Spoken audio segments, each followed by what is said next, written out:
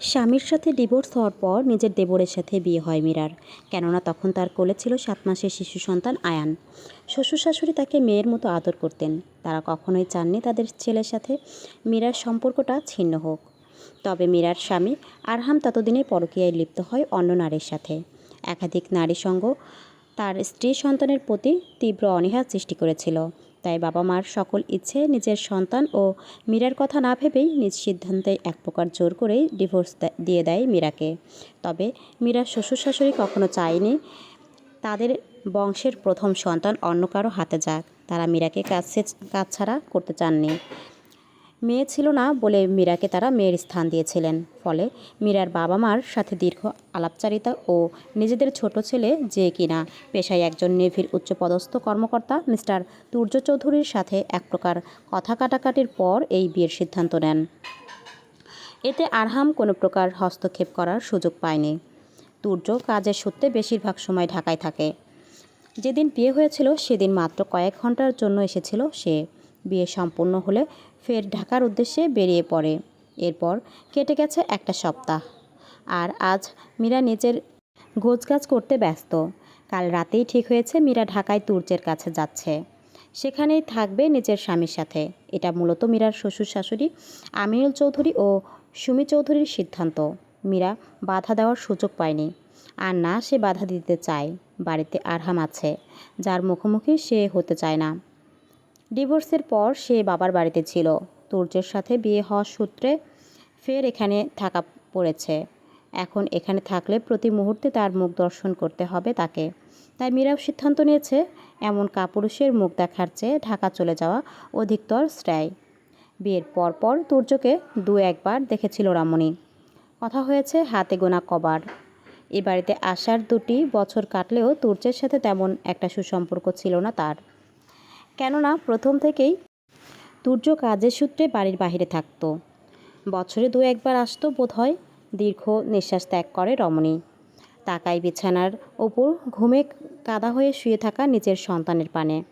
চোখ ফিরিয়ে নিয়ে মৃদু হেসে ধীর হস্তে নিজের কাপড় চোপড় গুছিয়ে ব্যাগে রাখে। তুর্যের বেস্ট ফ্রেন্ড তন্ময় তাকে নিতে এসেছে।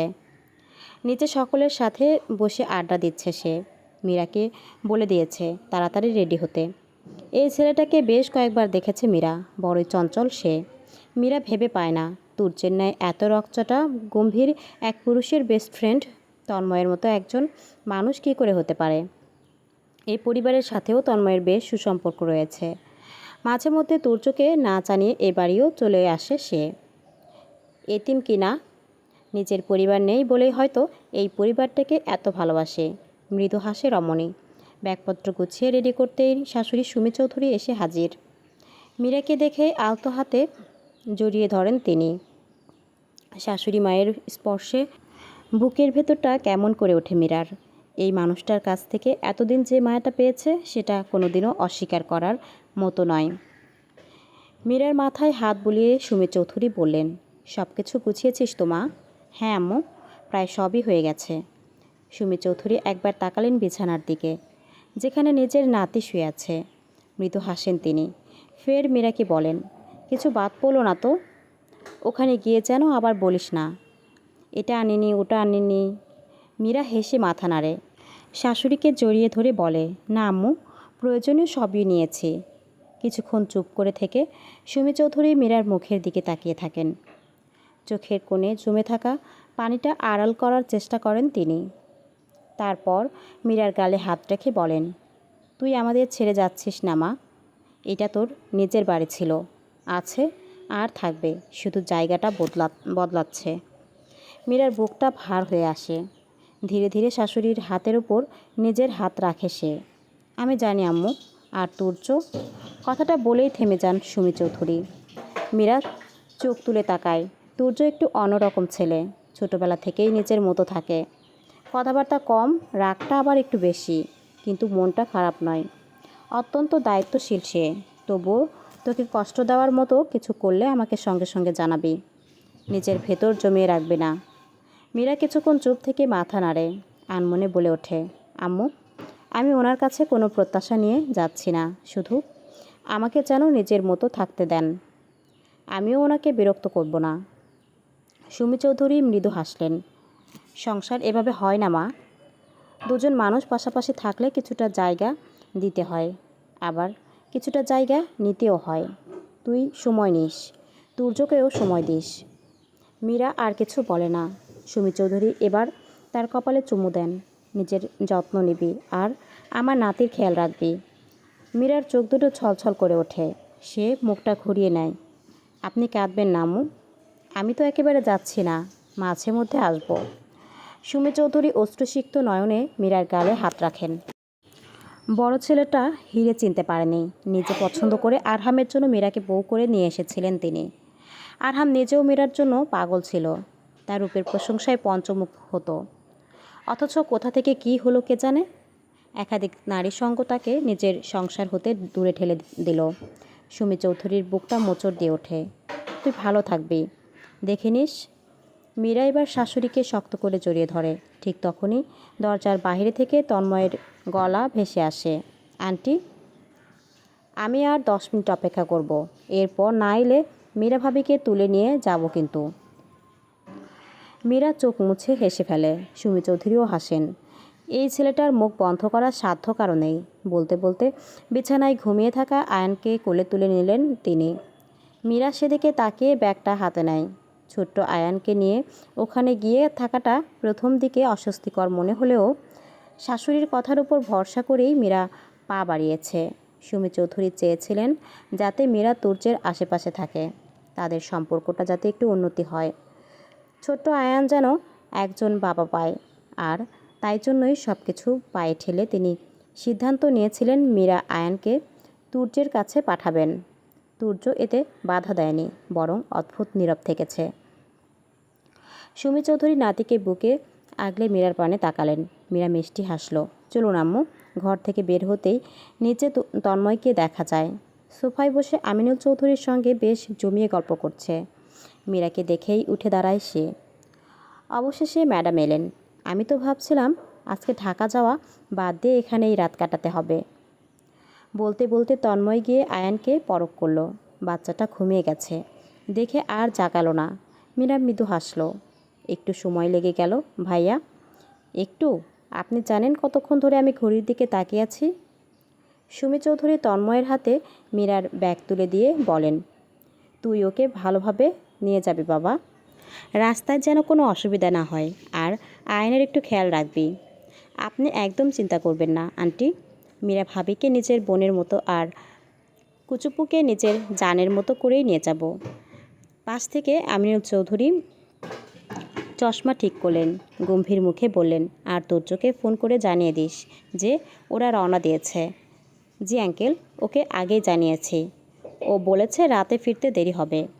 মীরা কথাটা শুনে চুপ করে থাকে। তুর্য ফিরবে রাতে। অদ্ভুত এক অনুভূতি হয় তার। এই মানুষটার সঙ্গে বিয়ের পর কেটে গেছে 1 সপ্তাহ, অথচ স্বামী হিসেবে মানুষটাকে ঠিকমতো দেখাই হয়নি তার। আজ প্রথমবারের মতো সত্যিকারের তার কাছে যাচ্ছে সে। তন্ময় মীরার দিকে তাকিয়ে বলে, ভাবি চলেন। মীরা আর কিছু না বলে সবার কাছ থেকে বিদায় নেয়। ছেলেকে কোলে নেয় অতি যত্নের সহিত। সুমি চৌধুরী তাকে দরজা পর্যন্ত এগিয়ে দিয়ে আবারও বললেন, পৌঁছে আমাকে ফোন করবি। করবো আম্মু, আর তুর্যকে নিয়ে ভয় পাবি না। মীরা এক মুহূর্তের জন্য থেমে যায়, তারপর মৃদু হেসে বলে, ভয় পাচ্ছি না। গাড়িতে উঠে বসে সে। কিছুক্ষণ পর বাড়িটা পিছনে পড়ে থাকে। জানালার বাইরে তাকিয়ে মীরা নিঃশব্দে দীর্ঘ নিঃশ্বাস ফেলে। এই বাড়িটায় তার 2 বছর কেটেছে। প্রথমে আরহামের স্ত্রী হয়ে, তারপর তুর্যের স্ত্রী হয়ে, অথচ দ্বিতীয় পরিচয়টার সঙ্গে এখনও তার কোনো স্মৃতিই তৈরি হয়নি। দীর্ঘ কয়েক ঘন্টার পর পেরিয়ে যখন গাড়ি ঢাকার ব্যস্ত শহরের ভেতর প্রবেশ করে, তখন রাত নেমে এসেছে। তন্ময় গাড়ি থামিয়ে মীরার দিকে তাকায়। পৌঁছে গেছি। মীরা জানালার বাইরে তাকায়। বড় একটি অ্যাপার্টমেন্ট ভবন। চারপাশে আলো জ্বলছে, মানুষজনের ব্যস্ততা, গাড়ির শব্দ, সব কিছুই তার পরিচিত বাড়ির পরিবেশ থেকে একেবারেই আলাদা। তন্ময় গাড়ি থেকে নেমে মীরার ব্যাগগুলো বের করে। চলুন। লিফটে উঠে দুজন পাশাপাশি দাঁড়ায়। আয়ান গাড়িতে ওঠার পর জেগে গেলেও এখন আবার ঘুমে কাদা হয়ে লেপ্টে আছে মায়ের কোলে। তন্ময় হঠাৎ বলে, ভাবি একটা কথা বলি। তুর্যকে দেখে ভয় পাওয়ার কিছু নেই। মীরা অবাক হয়ে তাকায়। ছেলের পিঠে হাত বুলাতে বুলাতে অবাক কণ্ঠে শুধায়, আমি কি ভয় পাচ্ছি? আপনার মুখ দেখে মনে হচ্ছে আপনি এমন একটা মানুষের কাছে যাচ্ছেন যে আপনাকে খেয়ে ফেলবে। মীরার ঠোঁটের কোণে হাসি ফুটে ওঠে। উনি কি সত্যিই এতটা রাগী? তন্ময় মাথা দোলায়। রাগী তো বটেই, তবে আমাকে যতবার মেরেছে তার অর্ধেকও আপনাকে মারবে না আশা করি। মীরা ভ্রু কুঁচকে নিল, কপালে স্লাইড করতে করতে আওড়ালো, আপনাকে মারে কেন? কারণ আমি বিরক্ত করি। আপনি বিরক্ত করেন বলেই বোধহয় মারে। এই যে আপনি কিন্তু প্রথম দিনেই তুর্যের পক্ষ নিয়ে নিলেন। লিফটের দরজা খুলে যায়। তন্ময় হেসে বেরিয়ে আসে। এই পাশের অ্যাপার্টমেন্টটাই আমার, আর এটা তুর্যের। মীরা অবাক হয়ে তাকায়। আপনারা পাশাপাশি থাকেন? হ্যাঁ, অফিসেও পাশাপাশি, বাসাতেও পাশাপাশি। ওকে একা থাকতে দিতে মন চায় না। আসলে আমি কিন্তু আপনার সতীনের মতোই টাসকি খাই। মীরা বলে কি লোকটা সতীন? মীরা হাঁ করে তাকিয়ে থাকে। তন্ময় লাজুক হেসে বলল, এত ভাবনা চিন্তার দরকার নেই। চাবি তুর্য আমার কাছে রেখে গেছে। আপনি ঢুকে ফ্রেশ হয়ে বিশ্রাম নিন। বাবুকে বিছানায় শুয়ে দিন, ও আজ রাতে ফিরবে। রমণী নিজেকে সামলে মাথা নাড়ে। তন্ময় ব্যাগগুলো ভেতরে রেখে দেয়। মীরা ধীরে ধীরে একটা ঘরে প্রবেশ করে। ঘরটা বেশ সুন্দর করে গোছানো।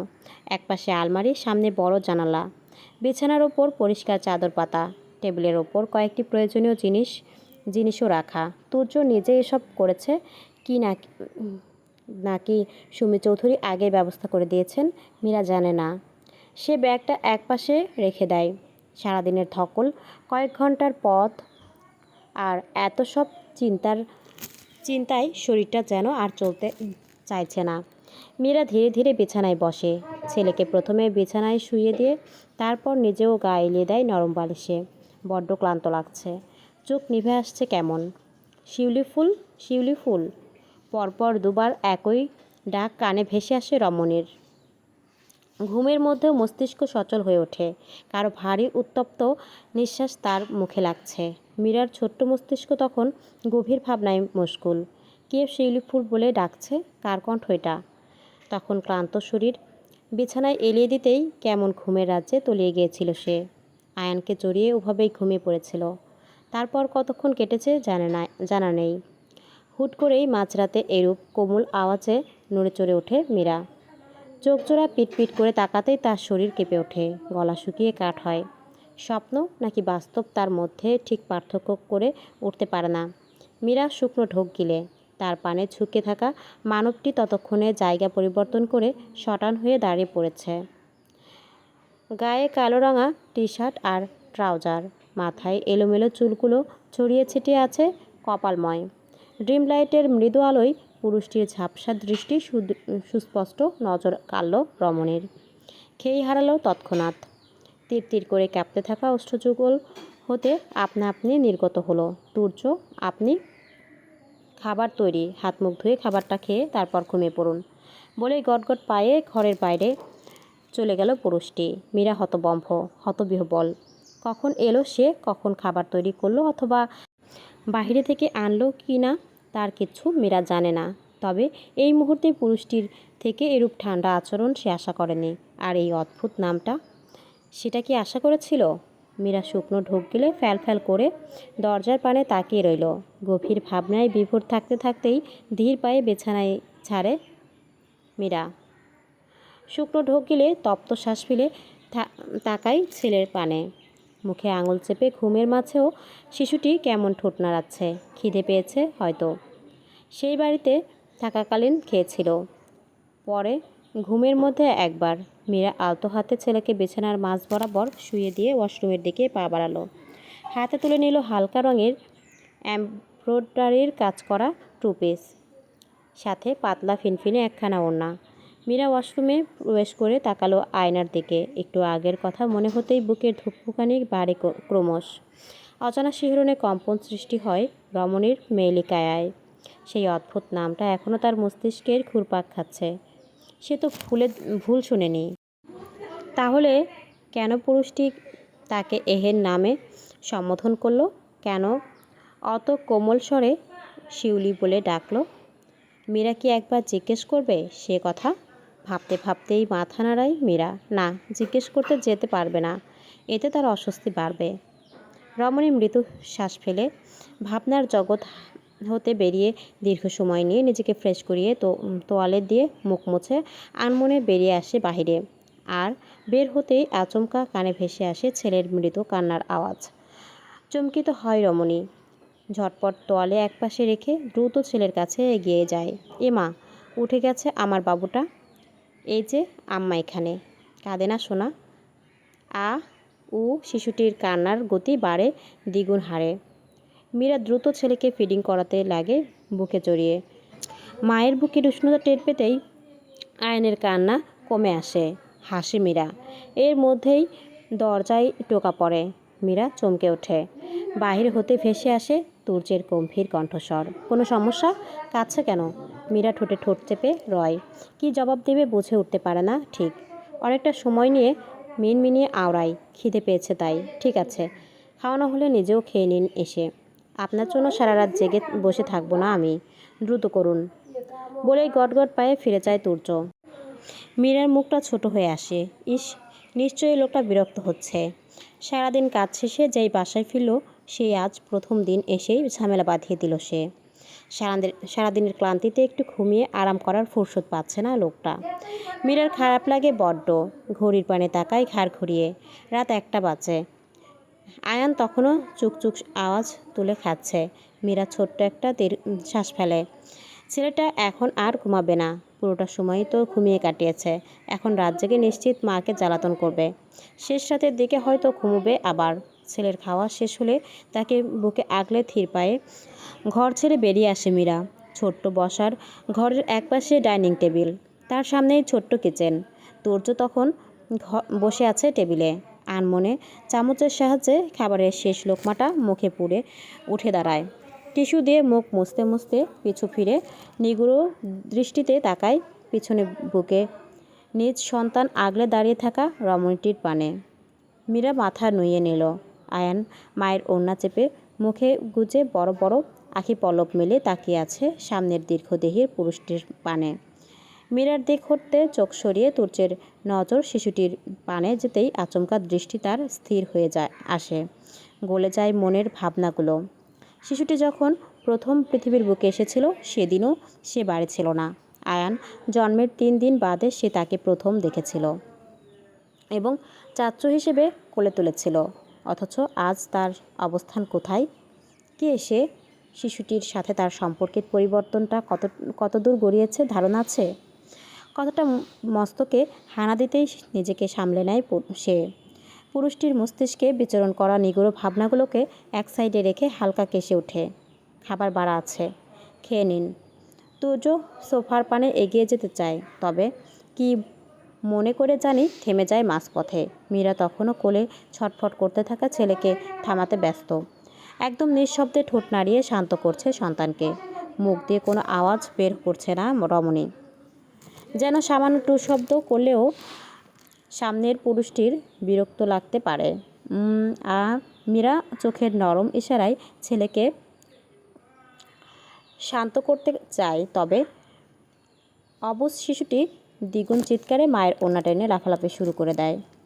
কোলের মাঝেই মীরা বেশ অস্বস্তি অনুভব করে। চোখ তুলে তুর্যের পানে তাকানোর সাহস পায় না। হুট করেই পুরুষটির এহেন গম্ভীর গলায় চমকে তাকায় মীরা।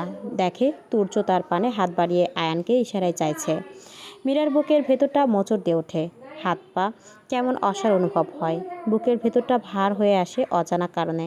রমণী মাথা তুলে শূন্য দৃষ্টিতে তাকিয়ে রয় মাত্র। কি হলো দিন? ধ্যান ভাঙে মীরার। তাকায় ছেলের পানে, অতঃপর তুর্যের পানে। ইতস্তত বোধ করে, সাথে অজানা কিছু আশঙ্কা তাকে আটকে দিচ্ছে। বুকের ভেতর উপচে পড়ছে বিষাদের ঢেউ। ওকে আমায় দিন, আমি সামলে নিচ্ছি। বেশ রাত হয়েছে, তাড়াতাড়ি খেয়ে ঘরে যান। আমায় সকালে বের হতে হবে। মীরা কথা বাড়ায় না। মাথা নুইয়ে ছেলের পানে তাকাতেই খেয়াল করে শিশুটি অত্যন্ত শান্ত চিত্তে তুর্যের পানে তাকিয়ে পরখ করছে পুরুষটির মুখমণ্ডল। তুর্য নিজেও ছোট্ট অস্বস্তিটার পানে তাকিয়ে। তবে মীরা বুঝল না সেই দৃষ্টিতে আদৌ কি ছিল। ওই গুই তীব্র এক চিৎকার দিয়ে আচমকা তুর্যের পানে হেলে পড়ে আয়ান।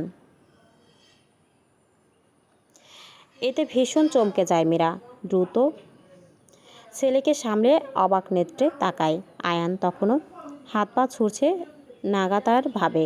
তুর্য সেদিক পানে তাকিয়ে, মুখের ভাব অতি শীতল। দু হাতে অতি সাবধানে ছোট্ট শিশুটিকে কোলে তুলে কাউচে গিয়ে বসলো ধপ করে। আয়ান তখন পুরুষটির শরীরের এঁটে থাকা টি শার্ট খামচে হাঁ করে মুখের পানে তাকিয়ে আছে। তুর্য নিজেও শিশুটির পানে তাকিয়ে আছে নিগুড় দৃষ্টিতে। মীরা নজর ফেরায় না, নিচের জায়গায় দাঁড়িয়ে থাকে ঠাই। কপালে তার সরু ভাঁজের রেখা। ঘড়ির কাঁটায় 1:25। বাড়ির দরজা খুলে হেলতে দুলতে ভেতর প্রবেশ করে আরহাম। গায়ের জামাকাপড় এলোমেলো, চোখ দুটো লালচে, শরীর থেকে তীব্র নেশার গন্ধ বের হচ্ছে। ড্রয়িং রুমের আলো তখনও জ্বলছে। সোফায় বসেছিলেন আমিনুল চৌধুরী। ছেলেকে এভাবে ফিরতে দেখে মুহূর্তেই তার মুখের ভাব বদলে যায়। কপালে তীব্র ভাঁজ ফেলে আওড়ালেন আরহাম। কোনো উত্তর আসে না বিপরীতে। আরহাম জুতোর ফিতা খোলারও প্রয়োজন বোধ করল না। একবার বাবার দিকে তাকিয়ে আবারও মুখ ফিরিয়ে নেয়। কোথায় ছিলি এত রাতে? বাহিরে। জড়িয়ে যাওয়া কণ্ঠে উত্তর দেয় সে। আমিনুল চৌধুরী বুঝলেন আরহাম আজও নেশা করেছে। কথাখানা ভাবতে গিয়ে মনে মনে ভীষণ ব্যথিত হলেন তিনি। চোখ বন্ধ করে লম্বা শ্বাস টেনে নিজেকে সামলে উঠে দাঁড়ালো। কড়া গলায় বললেন, বাহিরে কোথায় ছিলি? এই অবস্থা কেন তোর? কতবার বলেছি এসব নেশা করে বাড়ি ফিরবি না। তোর নিজের কোনো হুঁশ জ্ঞান নাই? নিজের কথা না হয় বাদই দিলাম, নিজের বাবা মায়ের কথাটাও একবার ভাবিস না? আরহাম বিরক্ত চোখে বাবার দিকে তাকায়। ভ্রু কুঁচকে গেছে তার বিরক্তিতে। এখন আর শুরু করো না তো বাবা। আমি শুরু করছি? তুই যা করছিস সেটা কি আমি বসে বসে দেখব? তোর স্ত্রীকে তুই কিভাবে ছেড়ে দিলি সেটা ভুলে গেছিস? নিজের সন্তানটাকে একবারও মনে পড়ল না তোর? আরহামের মুখ শক্ত হয়ে যায় মীরার কথা শুনে। বিরক্তিকর মুখে উত্তর করে যুবক, আমার এসব শুনতে ভালো লাগছে না, তাই প্লিজ এসব ফালতু কথা আমায় আর বলো না। ভালো লাগবে কেন? সত্যি কথাগুলো শুনতে কারোই ভালো লাগে না। মীরা এই বাড়ি থেকে চলে গেছে। তোর ছেলে কোথায় আছে জানিস? তোর নিজের ভাইয়ের কাছে। তবুও তোর মধ্যে কোনো অনুশোচনা নেই? আরহাম থমকায়। ভ্রু তার কুঁচকে যায় দ্বিগুণ। মীরা চলে গেছে? সে তো জানে না। পরের মুহূর্তেই লাল হয়ে এলো তার মুখ, সাথে হেসেও দিল মৃদু, যেই হাসিতে কোনো উষ্ণতা ছিল না। আমিনুল চৌধুরী ভ্রু কুঁচকে নিলেন। আরহাম দুপা এগিয়ে এলো বাবার পানে। চুকচুক আওয়াজ করলো মুখ দিয়ে। অতঃপর ঠোঁটজোড়া নাড়িয়ে গা ছাড়া ভাব নিয়ে বলল, আমার ব্যাপার নিয়ে মাথা ঘামিও না বাবা। আর মীরার কথা তো বলোই না আমায়। আরহাম, আমি খুব ক্লান্ত, কথা বলতে ইচ্ছে করছে না বলেই টুলতে টুলতে সিঁড়ির দিকে এগিয়ে যায় আরহাম। আমিনুল চৌধুরী কিছুক্ষণ ছেলের পানে তাকিয়ে থাকে। তারপর হতাশ হয়ে দীর্ঘশ্বাস ফেলেন তিনি। খুব কষ্ট হচ্ছে ছেলেটার জন্য। তিনি বুঝে উঠতে পারছেন না আরহামের এতটা নষ্ট হওয়ার কারণটা কী। কেন সে এতটা বিগড়ে গেল? কেন ভুলে গেল স্ত্রী সন্তানকে? আমিনুল চৌধুরী ধপ করে সোফায় বসে পড়েন। চারিদিকটা অন্ধকার হয়ে আসছে কেমন। ছোট থেকেই আরহাম উগ্র মেজাজের, তুর্যও তাই। তবে তাদের দুজনের মধ্যে রয়েছে বিস্তর ফারাক। মীরা ও তার সন্তান যেখানে আছে, যার কাছে আছে, তারা সেখানে ভালো থাকবে সে কথা তিনি জানেন। তবে আরহামও তো তার সন্তান, তার জন্য তো বড্ড চিন্তা হচ্ছে তার। খানিক বাদে মীরা টেবিলের একপাশে এসে বসে। খাবার সামনে থাকা সত্ত্বেও তার নজর বারবার চলে যাচ্ছে কাউচে বসে থাকা তুর্যের পানে। পুরোটা সময় তুর্য আয়ানের দিকেই তাকিয়ে আছে, কখনো শিশুটির ছোট্ট হাতের দিকে, কখনো মুখের দিকে। আয়ানও যেন নতুন মানুষটাকে চিনে নেওয়ার চেষ্টা করছে। মাঝে মধ্যে ছোট্ট হাত দুটো ছেড়ে তুর্যের বুকের কাছে পৌঁছাতে চাইছে। মীরার মুখে খাবার উঠছে ঠিকই, তবে স্বাদ অনুভব করতে পারছে না ঠিক। খাওয়ার চেয়ে বেশি দেখছে ওদের দুজনকে। অদ্ভুত এক দৃশ্য, যে মানুষটা সারাদিন কাজ করে রাতে বাড়ি ফিরে এসেছে, সেই মানুষটাই এখন নিজের ক্লান্তির কথা ভুলে এক শিশুর দিকে স্থির দৃষ্টিতে তাকিয়ে আছে। মীরা ধীরে ধীরে খাওয়া শেষ করে প্লেট সরিয়ে উঠে দাঁড়ায়। আয়ান তখন তুর্যের বুকের উপর আধশোয়া হয়ে আছে। শিশুটির ছোট্ট মুঠো এখনও তুর্যের টি শার্ট আঁকড়ে ধরে। মীরা টেবিলের প্লেট গ্লাসগুলো গুছিয়ে নেয়, কিচেনের সিঙ্কে রেখে একবার পানি ঢেলে দেয়। পেছন ফিরে তাকাতেই দেখে তুর্য উঠে দাঁড়িয়েছে, তার কোলে তখনও আয়ান।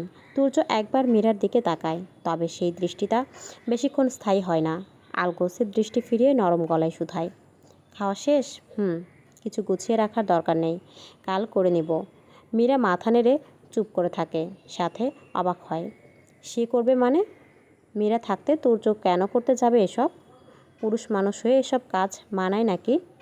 তুর্য আর কিছু বলে না, আলতো হাতে আয়নকে বাড়িয়ে দেয় মীরার পানে। মীরা ভাবনার জগৎ থেকে বেরিয়ে হাত বাড়িয়ে ছেলেকে বুকে আগলে নিল। তুর্য সেদিকে একবার তাকিয়ে 2 পা এগিয়ে আবার থেমে পেছনে তাকায়। মীরা তখনও দাঁড়িয়ে।